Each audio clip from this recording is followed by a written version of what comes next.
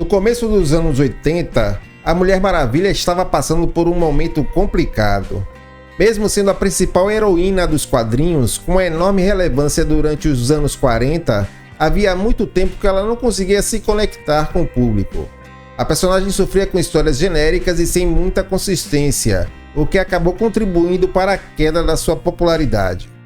Criada em 1941 e se tornando um dos símbolos do feminismo com o passar do tempo, a Mulher Maravilha sofreu inúmeras revisões ao longo das décadas, desde mudanças em sua origem até transformações drásticas, como perder poderes e habilidades e virar uma super espiã. Essas alterações criaram uma narrativa contraditória e complicada, fazendo com que Diana enfrentasse uma decadência que seus principais colegas Superman e Batman nunca tinham encarado. Ela era vista como uma espécie de patinho feio dentro da DC, raramente despertando interesse dos escritores e artistas da editora. De fato, naquela época, a Mulher Maravilha, a heroína mais célebre dos quadrinhos, combatia um inimigo mais perigoso do que qualquer supervilão: a irrelevância. Por quase 4 décadas, realmente não havia histórias memoráveis da Mulher Maravilha. Era raro ver uma personagem tão lendária passar tanto tempo sem grandes momentos ou tramas marcantes. Enquanto isso, o universo da DC Comics também estava uma bagunça, cheio de terras paralelas e versões diferentes dos mesmos heróis, o que deixava tudo confuso para os leitores, especialmente os novos. Foi nesse contexto que a DC decidiu dar uma arrumada geral no seu universo, e foi aí que surgiu a Crise nas Infinitas Terras, um evento que reorganizou tudo de uma vez. A Crise nas Infinitas Terras, lançada em 1985, foi a resposta da DC para seus problemas. A ideia era simples, mas ousada: consolidar o confuso multiverso da editora em uma única linha temporal. O evento épico contou com o roteirista Marv Wolfman e o desenhista George Pérez, que estavam no auge de suas carreiras após o sucesso no título dos Novos Titãs. O impacto de Crise foi imenso. Além de organizar o universo da DC, ela abriu caminho para reimaginar seus principais heróis, como Superman, Batman e, é claro, a Mulher Maravilha. No entanto, reformular a Princesa Diana mostraria ser um desafio à parte. Ao contrário de outros heróis, a Mulher Maravilha precisava de mais do que só uma atualização visual ou ajustes na história.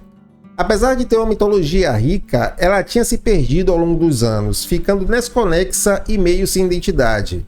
A personagem precisava de uma abordagem que respeitasse suas origens, mas que também a tornasse atraente para um público novo. Foi aí que a DC resolveu chamar o escritor Greg Potter.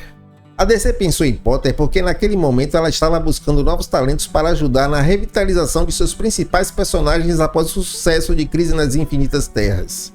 Potter tinha ganhado certa atenção por seu trabalho em títulos como Jen, Son of Saturn, uma série com elementos cósmicos e temas de identidade e conflito. A DC viu nele potencial criativo para trazer uma perspectiva renovada à Mulher Maravilha, especialmente no aspecto narrativo.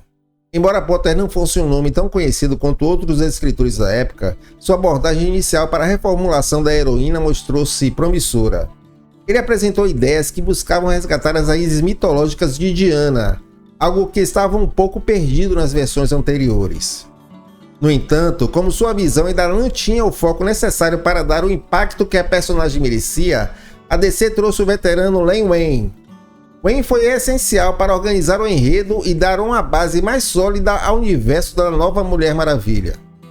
Mas o verdadeiro divisor de águas foi a chegada de George Pérez. Foi ele quem realmente deu vida ao projeto e levou a Mulher Maravilha para outro nível.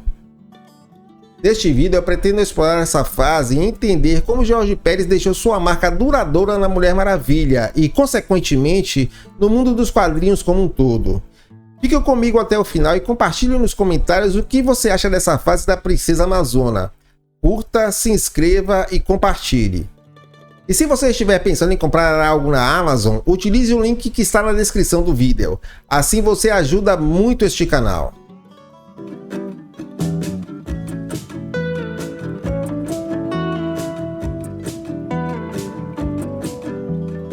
George Pérez nasceu em 9 de junho de 1954 em Nova York. Ele vem de uma família de ascendência porto-riquenha e, desde muito jovem, demonstrou um talento excepcional para as artes, começando a desenhar aos 5 anos de idade. Embora não tenha frequentado uma faculdade de arte formalmente, Pérez foi autodidata, absorvendo influências de mestres como Jack Kirby, Neil Adams e até mesmo artistas clássicos como Leonardo da Vinci e Michelangelo. Essas influências ajudaram a moldar o estilo dinâmico e detalhado que o tornaria uma lenda dos quadrinhos. Sua carreira profissional teve início nos anos 1970, quando começou a trabalhar como assistente do desenhista Rick Buckler na Marvel. Seu primeiro trabalho profissional foi publicado pela Marvel em 1974, na edição 25 da revista Astonishing Tales.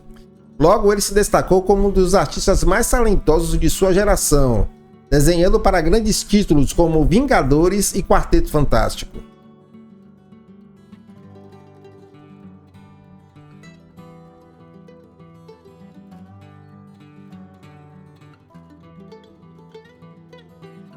Embora ele fosse muito respeitado na Marvel por seu trabalho, Pérez sentiu que havia atingido um certo limite criativo lá. A DC, por outro lado, estava disposta a oferecer-lhe mais liberdade artística e oportunidades para trabalhar em projetos ambiciosos. Sendo assim, Pérez foi para a DC no início dos anos 80. Lá ele se destacou principalmente devido ao sucesso de sua colaboração com Marv Wolfman na revista dos Novos Titãs. Esse título não apenas revitalizou a equipe jovem da editora, mas também se tornou um dos maiores sucessos de vendas da época, rivalizando com os principais títulos da concorrência. Porém, o primeiro contato significativo de Pérez com a Mulher Maravilha aconteceu antes, quando ele desenhava histórias da Liga da Justiça. Enquanto desenhava a Diana nas páginas da Liga, Pérez percebeu que muitas vezes ela era retratada apenas como uma versão feminina do Superman.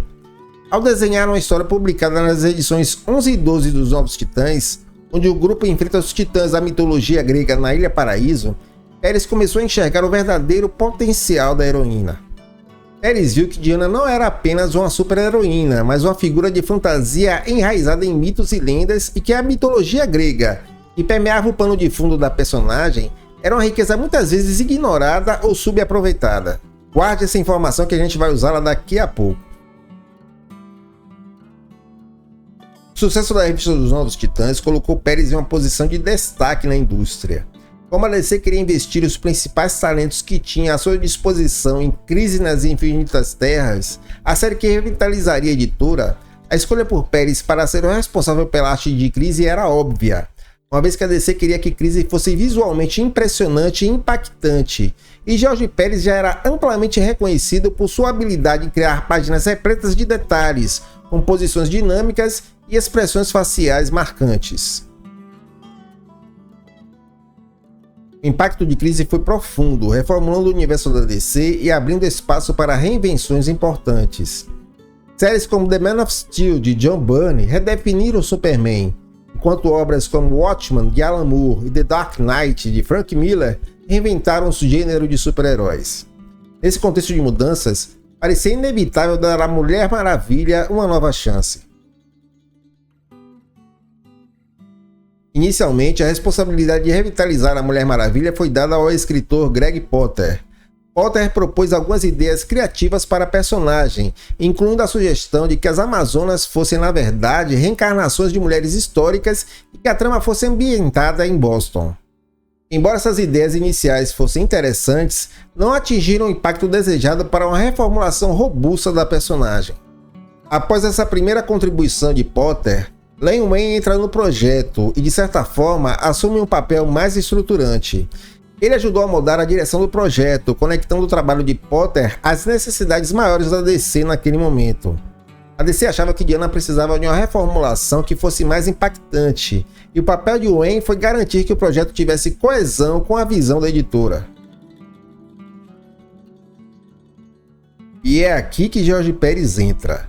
Pérez estava cheio de prestígio devido ao sucesso de Crise nas Infinitas Terras, onde provou sua habilidade de transformar conceitos grandiosos em histórias visualmente impressionantes e narrativamente sólidas.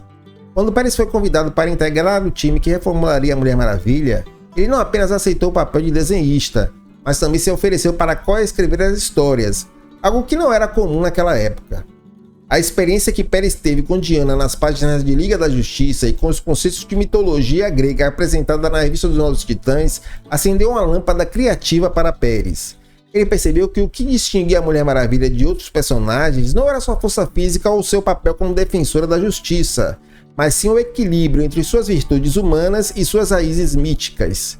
Ele sabia que Diana precisava ser reconstruída a partir dessas raízes, uma narrativa que resgatasse sua essência mitológica e a tornasse relevante para os leitores modernos.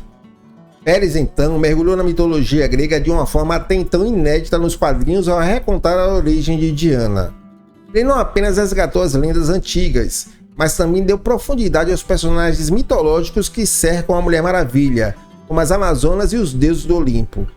Cada figura mitológica recebeu seu próprio espaço em uma história bem definida, enriquecendo a trama e tornando a mitologia de Diana mais relevante.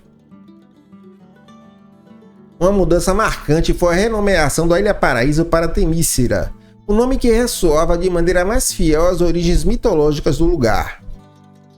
Ao colocar os deuses do Olimpo no centro da narrativa, Pérez reconectou Diana à sua essência grega, transformando-a não apenas uma defensora da justiça, mas também uma representante da virtude e da cultura helenística, elementos centrais ao seu papel como princesa das Amazonas e embaixadora da paz. A Mulher Maravilha de Pérez mostra-se então uma personagem complexa, com uma forte identidade cultural. Nas mãos de Pérez, a Mulher Maravilha se torna uma figura mítica, uma representação do ideal de virtude e de poder feminino, o que trouxe para as histórias uma riqueza e uma profundidade que a personagem jamais tinha experimentado, alinhando-a não só com o legado dos quadrinhos, mas também com uma tradição cultural mais ampla. Com essa reformulação, Pérez finalmente estava conferindo à mulher o status de maravilha que seu nome indicava, estabelecendo-a como uma das personagens mais complexas e significativas da DC.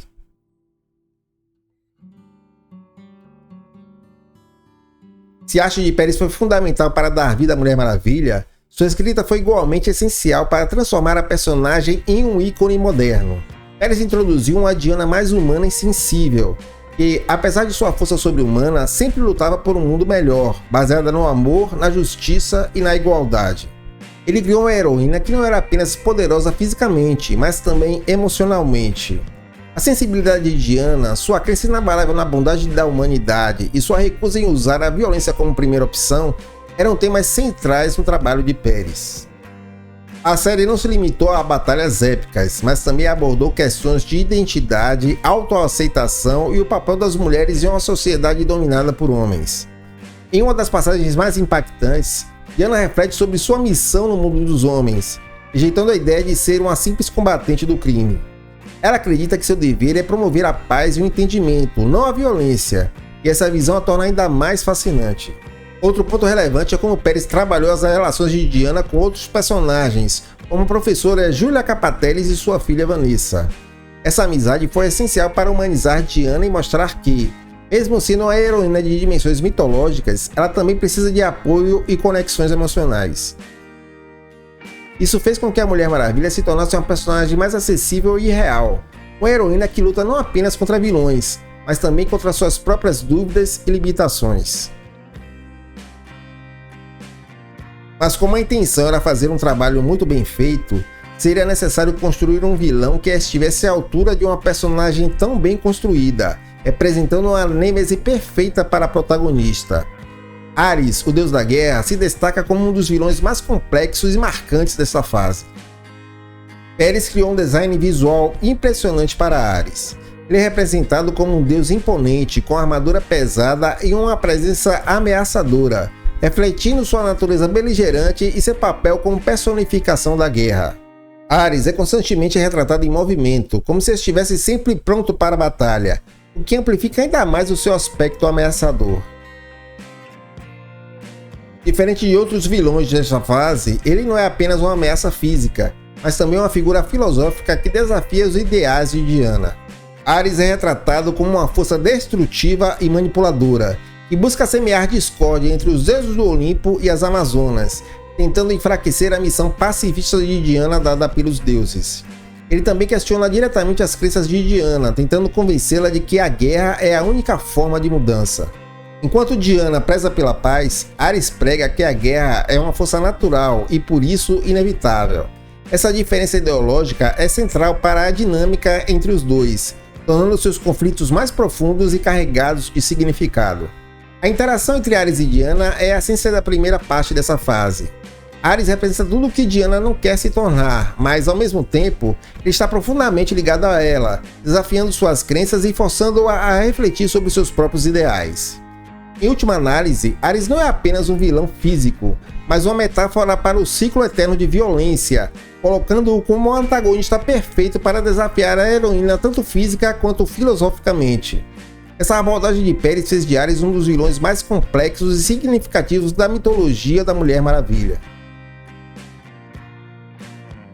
Nesta fase, as Amazonas são apresentadas como uma sociedade que valoriza a cooperação e a liderança feminina. Governadas por Hipólita, elas formam uma comunidade centrada nos ideais elevados de sabedoria e justiça, servindo como modelo de convivência respeitosa e equilibrada. Diana é apresentada como uma heroína que busca promover a harmonia e resolver conflitos de forma justa, tanto em suas ações físicas quanto em sua diplomacia. Diana luta contra forças que promovem a injustiça e a opressão, buscando soluções que tragam equilíbrio e justiça, representando ideais que transcendem divisões e rótulos. Sendo assim, a sua visão não é de divisão entre os gêneros, mas de unidade e colaboração para superar desafios comuns. Isso destaca que, embora essas mulheres sejam guerreiras com grande força e determinação, sua postura não é de antagonismo, desprezo ou hostilização aos homens. Nesse contexto, Pérez conseguiu trazer uma abordagem que reafirma os valores de igualdade e compreensão sem criar dicotomias simplistas. Diana é uma figura que inspira tanto homens quanto mulheres, pois sua luta é pela dignidade, respeito mútuo e, consequentemente, pelo bem-estar de todos, e não por qualquer forma de supremacia. Essa interpretação da Mulher Maravilha reforça o papel de Diana como um símbolo universal de justiça e compaixão, ressoando com um público amplo e enfatizando a importância do trabalho conjunto para alcançar um mundo mais harmonioso.